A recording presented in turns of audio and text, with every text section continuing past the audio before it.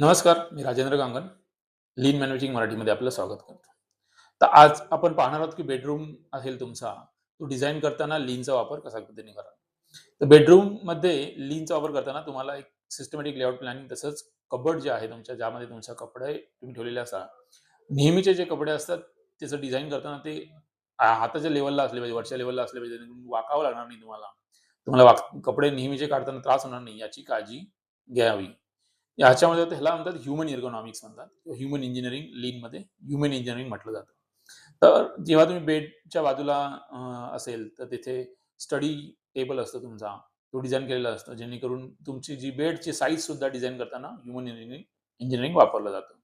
म्हणजे bed height जो आहे बेडचा तुमचा, तर तुम्ही जेव्हा बेडरूमवरनं उठता तेव्हा ते व्यवस्थित पद्धतीने पाय हे फ्लोअरला तुमचे लागतील. तुम्हाला त्रास होणार नाही किंवा बेडरूममध्ये जाताना किंवा येताना त्रास होणार नाही असं काळजी घेतली जाते.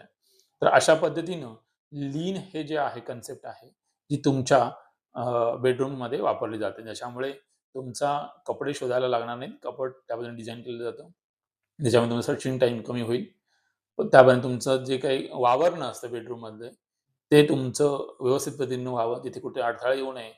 अ, तर त्याच्यामुळे तुमचं मोशन्स असतात त्याला मोशन लॉस वेस्ट आपण ज्या मागच्या व्हिडिओमध्ये शिकलो होतो, की मोशन वेस्ट त्या कमी होतात बेडरूममधल्या.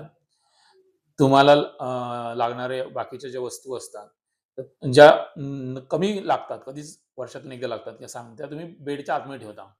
तर अशा पद्धतीनं तुम्ही काय करता, की तुम्हाला लागणाऱ्या वस्तू तुमच्या कबर्ड्समध्ये ठेवता. न लागणाऱ्या वस्तू तुमच्या बेडच्या आतमध्ये ठेवल्या जातात. रेग्युलर लागणाऱ्या वस्तू आहेत त्या तुमच्या उशीच्या बाजूला किंवा असं ठेवल्या जातात.